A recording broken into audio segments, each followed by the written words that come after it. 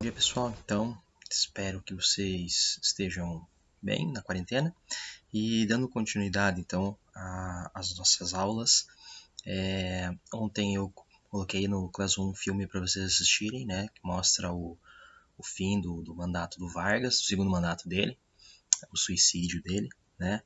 Não é um filme assim tão legal, né, para quem curte mais filme de ação e tal, mas é um filme interessante do ponto de vista histórico, né, político, porque ele mostra ali as forças políticas que estavam, né, em conflito no Brasil durante aquele período. Então o Brasil, depois do suicídio do Getúlio Vargas, vai entrar num vórtice político, né, um conflito político muito grande.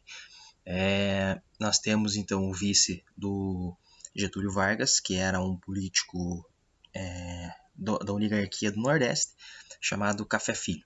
O Café Filho assume, mas ele não fica muito tempo no cargo porque ele pede para sair por motivos de saúde, né? E aí o que acontece? O presidente cometeu suicídio, o vice está doente.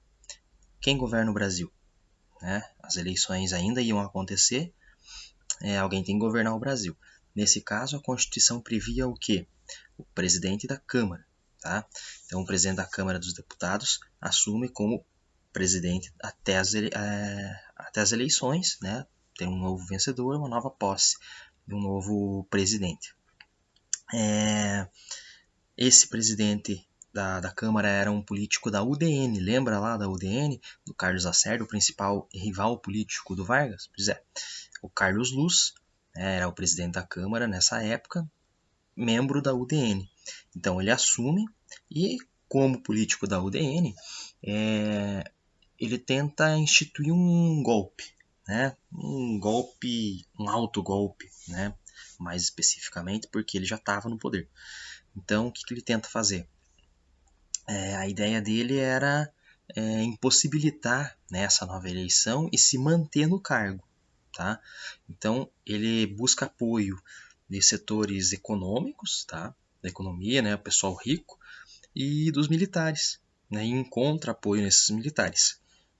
Lembra do movimento de 1930, né, dos tenentes? Pois é, esses tenentes agora dentro da carreira militar já subiram, né, de cargo, já são coronéis, alguns generais, e ele encontra respaldo nesse pessoal, né, o Carlos Luz. Então ele vai conversar com essa galera fala, não, beleza, vai lá que a gente apoia você. O problema é que existia uma outra ala militar, mais antiga, né, e lideradas aí pelo Marechal Lott, né? Marechal é um cargo dentro do exército que só existe em tempo de guerra. Ah, sou professor, mas e como é que ele era marechal? Então se o Brasil não estava em guerra? O Brasil tinha participado da Segunda Guerra Mundial, né? E ele foi promovido a esse cargo durante esse período, em 1945, tá? Então há 10 anos ali, mais ou menos, 9, 10 anos, que ele era marechal, né? Que ele havia sido promovido a marechal. Então, esse marechal era o principal líder das Forças Armadas, o principal líder do Exército, né? E esse marechal vai bater no peito e falar: não, eu vou garantir a constitucionalidade, vou proteger a Constituição e o Exército não vai entrar numa aventura golpista. Tá? Esse movimento, não só ele, mas outros generais, outros oficiais também apoiam, ficou conhecido como movimento 11 de novembro, tá? Que eles vão escorar ali o presidente, né, da república, vão falar, você não vai dar golpe, a eleição vai acontecer querendo você ou não. Eles destituem ele do cargo, né? Ele vai ser barrado. E agora? O presidente cometeu suicídio, o vice-presidente estava doente, o presidente da Câmara, o que aconteceu com ele? O presidente da Câmara foi barrado, né? Foi expulso do cargo porque queria dar um golpe. E agora? Quem que assume? Né? Quem que vai assumir? Então quem assume é o Nereu Ramos, que era o vice-presidente da Câmara. Né? Ele assume. O Nereu Ramos era o vice-presidente, não, desculpa, o Nereu Ramos era presidente do Senado. Tá? Aí ele assume no lugar do presidente da Câmara.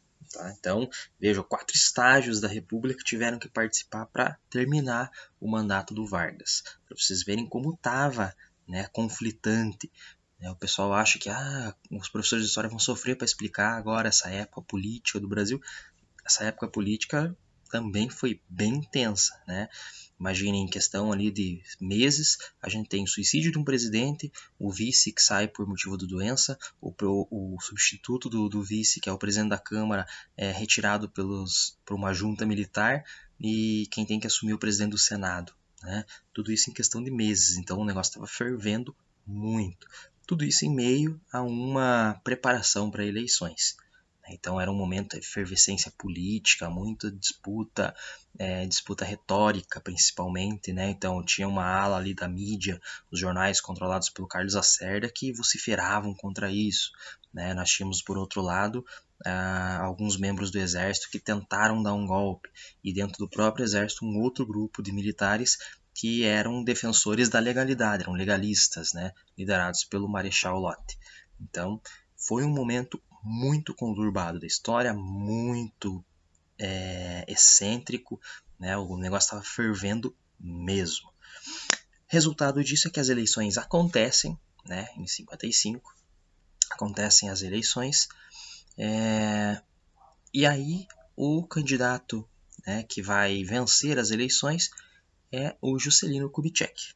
Juscelino Kubitschek era do PSD, né, era um partido não tão influente, né, já que os dois principais partidos nesse momento eram a UDN do Carlos Lacerda e o PTB do Getúlio Vargas. O PTB não teve candidato, professor? O PTB apoiou a candidatura do Juscelino Kubitschek, né, já que ele era da mesma linha de pensamento, né, um pouco menos radical, mas da mesma linha de pensamento do Vargas, né, que era o nacional do Nacional Desenvolvimento, tá? Ele era desenvolvimentista.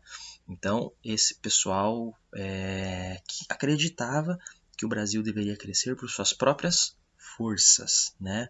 Diferente do pessoal da UDN, que era aqueles que queriam abrir o país para capital externo. Então, lembre-se, nesse momento existiam essas duas visões de Brasil, tá? Aquele que acreditava que o Brasil deveria crescer com capital vindo de fora, e aqueles que acreditavam que o Brasil deveria crescer de dentro, né?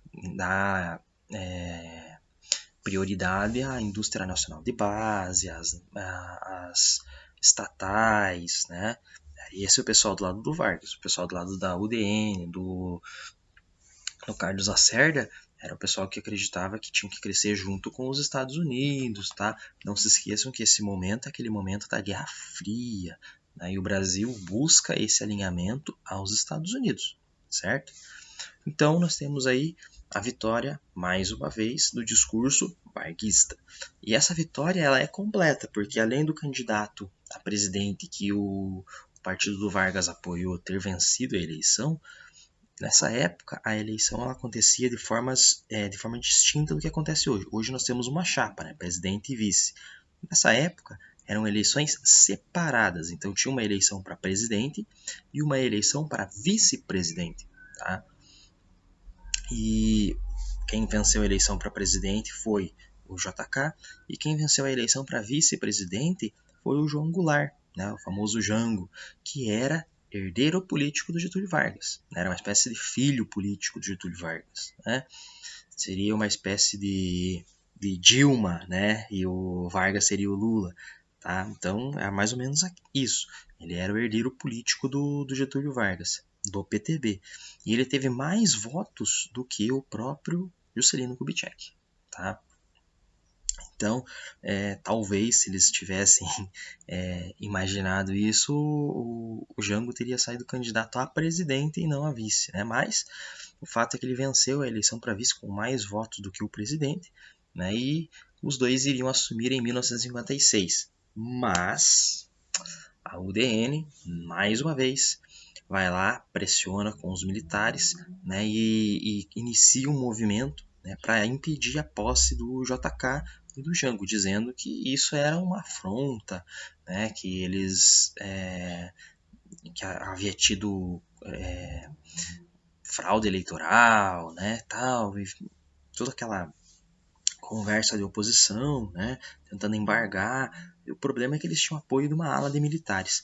Mais uma vez, o movimento 11 de novembro, liderados pelo Marechal Lott, entra para garantir a posse do do Juscelino Kubitschek. Eles entram, garantem a posse, falam, não, vai assumir quem venceu a eleição, o JK, vai assumir quem venceu a eleição, o João Goulart, e vai ser cumprida a Constituição. O JK assume, né, em 56, juntamente com o João Goulart, e dá início a uma política de apaziguamento, né, tentar, né, pôr panos quentes nessa disputa que estava quase levando o Brasil a uma guerra civil, né? Então era um acirramento político muito grande.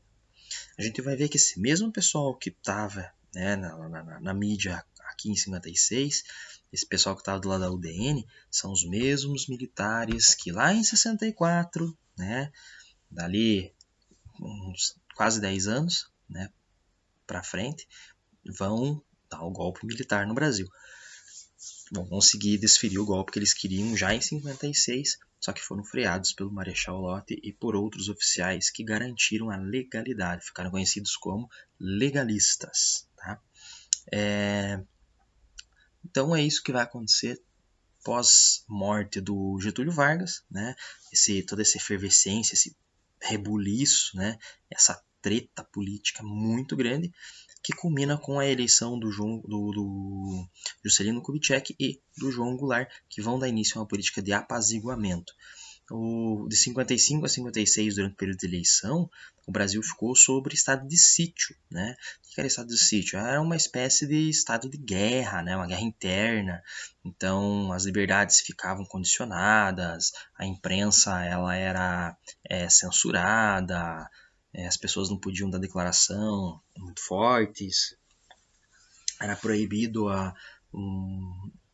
na verdade era uma espécie de uma polícia política, né? Ficava tudo muito restrito, né? O pessoal tinha muito medo e tal, não podia fazer tudo aquilo que queria, não podia ter reuniões, aglomerações, né?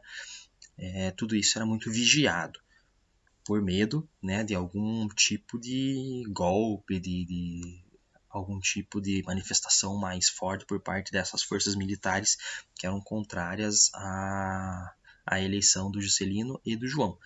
E o JK e o Jango, quando assumem, né, dando início a essa política de apaziguamento, de panos quentes, eles vão retirar esse estado de sítio, vão retirar a censura à imprensa, né, e vão falar, não, acabou, a gente ganhou, né, vamos bola para frente, vamos organizar o Brasil, que é isso que precisa. E o JK, né, como parte dessa política de apaziguamento, ele apresenta, né, uma política interessante, porque ele vai unir o desenvolvimentismo do Vargas e vai unir também um pouco daquele capital externo, que era a vontade, né, da oposição, da UDN. Então, ele tenta, né, fazer com que o Brasil volte àquele posicionamento neutro dentro da Guerra Fria. Né, uma das primeiras medidas que o Juscelino tenta tomar é voltar a relações diplomáticas que haviam sido cortadas, né, diplomáticas com a União Soviética. A União Soviética tinha, né, interesses econômicos no Brasil, o Brasil tinha interesses econômicos com a União Soviética, era rentável economicamente, né, para o Brasil manter um comércio com a União Soviética, porém isso foi barrado pelos militares. Não, se você quer governar, você não venha falar de União Soviética aqui, não venha falar de comunismo no Brasil. Né? Comunismo no Brasil sempre foi um fantasma, né? Sempre foi um grande medo. Muito sem explicação, mas eu acho que é muito mais o medo das elites, né? Porque eles viram o que aconteceu quando foi implementado o comunismo na União Soviética, que essas elites acabaram perdendo espaço, perdendo poder, né? E não é a mesma coisa que vai acontecer no Brasil, né? O Brasil não tem comunismo, o Brasil nunca foi comunista, né? Chegou nem perto de ser comunista nunca. Aliás, bem pelo contrário, o comunismo sempre foi utilizado como propaganda, né, por aqueles que são contrários às ideias do comunismo, né? Então esse pessoal geralmente pinta o comunismo como um monstro, né? Tanto é que boa parte da população não sabe o que é comunismo, mas tem medo, né? Não, mas são os comunistas. Mas o que é um comunista, né? Comunista é uma pessoa verde, tem pessoa que suga sangue, o que é isso? Um chupa-cabra? O que é um comunista, né? Então é algo que vem dentro desse imaginário no Brasil há muito tempo, né? Essa ideia do comunismo, comunismo. E boa parte das pessoas não sabe o que é comunismo, o que é uma ideologia comunista, não estuda, não lê, né? Mas chega essas informações, né, por meio pelos mais diversos meios e essa pessoa acaba criando aquele certo receio. Isso não é de hoje no Brasil, né? Hoje, infelizmente, esse tipo de pensamento continua existindo, mas não é um pensamento novo, né? Não é um pensamento inédito no Brasil. Então, o que o JK vai fazer? O JK vai dar início ao que a gente chama de plano de metas, né? Que é o Nacional Desenvolvimentismo. 50 anos em 5. Então, ele vai dar início a uma série de obras no Brasil com a intenção de criar uma infraestrutura para o desenvolvimento, né? Como o nome diz, ele quer desenvolver o Brasil 50 anos em apenas 5. Tá? Então, a principal linha dele é a integração nacional. Tá? Então, as principais medidas dele para integrar o interior do Brasil, né? Que se você pega lá na geografia, um mapa físico do Brasil, mapa das cidades ou o mapa da densidade demográfica do Brasil, a gente percebe que boa parte, né, das grandes cidades, a concentração de pessoas está próximo do litoral. Né? Você pega o mapa do Brasil, é bem certinho, assim, as capitais, densidade demográfica, tudo no litoral. Né? O interior do Brasil tem uma densidade demográfica bem menor. Imagine isso nos anos 50, né? Final dos anos 50, início dos anos 60, era muito mais forte essa presença na parte litorânea do Brasil do que no interior. Tá? Então a ideia do Juscelino Kubitschek era fazer essa integração do Brasil. Tá? Como é que ele vai fazer essa integração no Brasil? Ele começa, né, pela opção do transporte. O Brasil nessa época tinha duas opções de transporte: o transporte ferroviário e o transporte rodoviário. Tá? Vejam, eram anos 50. Se você hoje vai fazer uma opção entre transporte ferroviário e rodoviário, hoje o transporte ferroviário seria muito mais viável, né? Por quê? Ele é economicamente mais barato, menos poluente, né? Mais rápido, mais seguro, tá? Tem uma série de fatores positivos. Já existia isso naquela época. Esse pensamento ecológico, pensamento verde, né, não existia. Então, naquela época, o que foi a ideia do JK? Entre o transporte ferroviário e o transporte rodoviário, qual vai ser aquele que vai me gerar mais empregos? O rodoviário. Tá? Porque eu vou ter que pôr as pessoas para construir estradas que não existiam no Brasil. Né? Você pega a malha viária do Brasil, rodoviária do Brasil, na década de 50 ela é minúscula, né? Bem pequena. Então, existiam mais, né, quilômetros por linha de trem do que por estradas. As pessoas não tinham carro no Brasil. Carro era transporte urbano, era feito por bondes, né? Então, era um mini trem, ia por trilhos. Né? Você pega as principais cidades, o que cortava ali, né, o transporte público era feito por bondes em sua maior parte, né, e não por ônibus. Então, o transporte ferroviário ele era muito mais desenvolvido do que o rodoviário no Brasil. O JK vai fazer essa opção pelo transporte rodoviário, né, pela questão do emprego. Então, se eu opto por isso, eu vou ter atrair fábricas, né, indústrias automobilísticas para o Brasil. Então aí agrada, né, aquele pessoal da UDN, né, o pessoal do capital externo, porque essas fábricas vêm muito provavelmente dos Estados Unidos, né? É o caso da General Motors, da Ford, né, que vão ser as mais importantes que vêm se instalar aqui.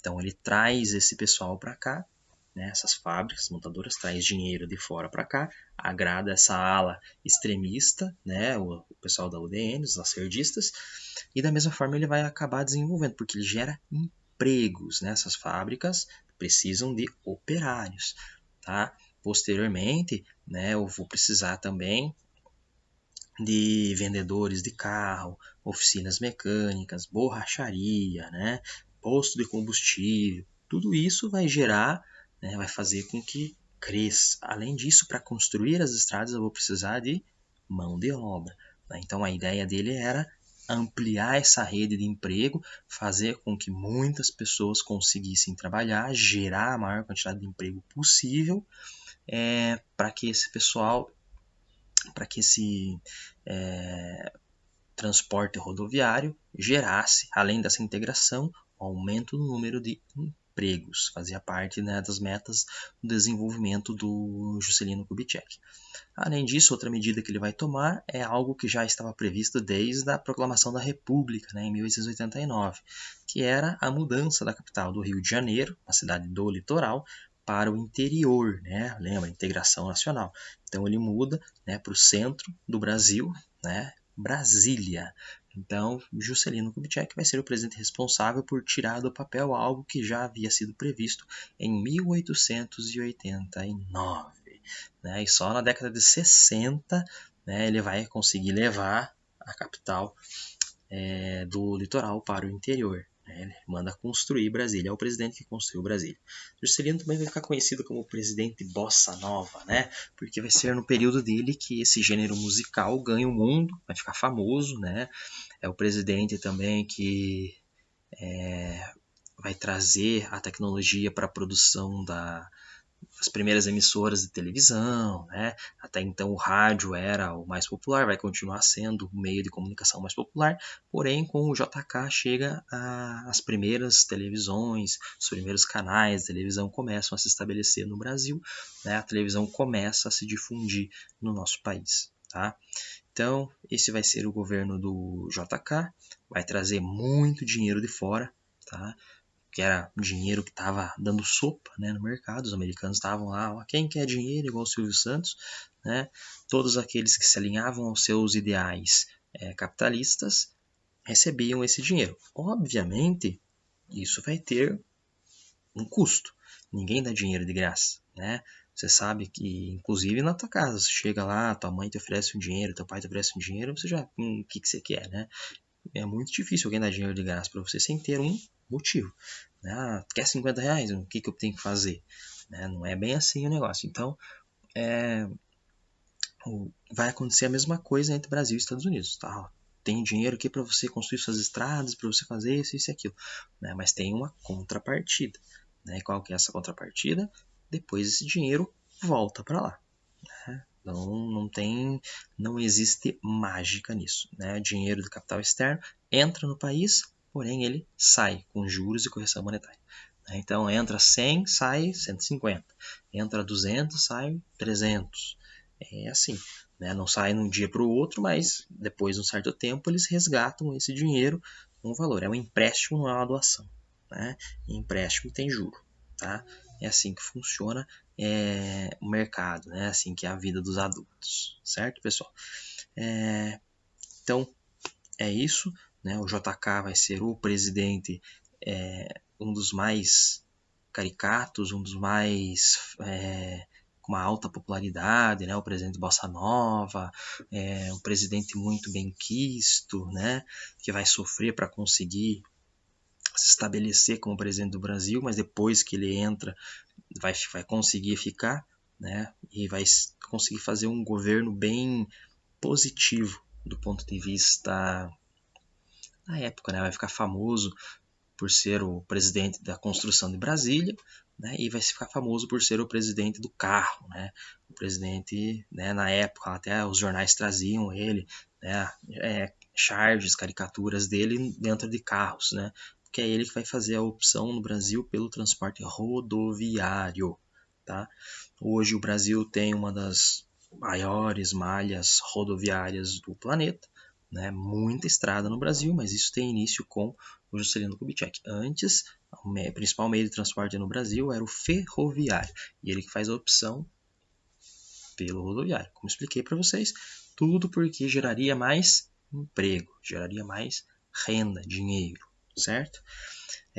Do ponto de vista que não era preocupação na época, né? Do ponto de vista ecológico, econômico, sustentável, o transporte ferroviário seria muito melhor, né? É uma opção para o Brasil hoje, né? O Brasil de repente desenvolver sua malha ferroviária hoje seria muito mais viável, né? Baratearia muito a questão dos produtos. O problema é que existe uma classe hoje muito poderosa, muito forte, que é a classe dos caminhoneiros, né? E esse pessoal, se houver um desenvolvimento do transporte rodoviário, desculpa, do transporte ferroviário no Brasil, é ruim para os caminhoneiros, né? Porque eles perdem trabalho, né? Eles perdem trampo, porque tudo hoje se transporta no Brasil basicamente, né, por caminhões, tá? É um transporte mais caro, mais perigoso, mais lento, né? Então é difícil, né, ter um governo que vá peitar essa classe, né? Vocês viram o que aconteceu no Brasil quando houve a greve dos caminhoneiros. O Brasil parou, né? Então é difícil ter hoje um político que vá peitar, né, essa classe dos caminhoneiros e falar, não, vamos investir em ferrovias, né? Seria uma opção hoje para o Brasil muito mais sustentável, muito mais ecológica, muito mais do ponto de vista econômico para a população, muito melhor, tá? Porque se você analisa lá o quilômetro rodado do caminhão e do trem, é muito mais barato você transportar por trem, tá? Você pega as grandes empresas aí, principalmente, né, agrícolas, elas escoam a sua produção em meio ferroviário, né?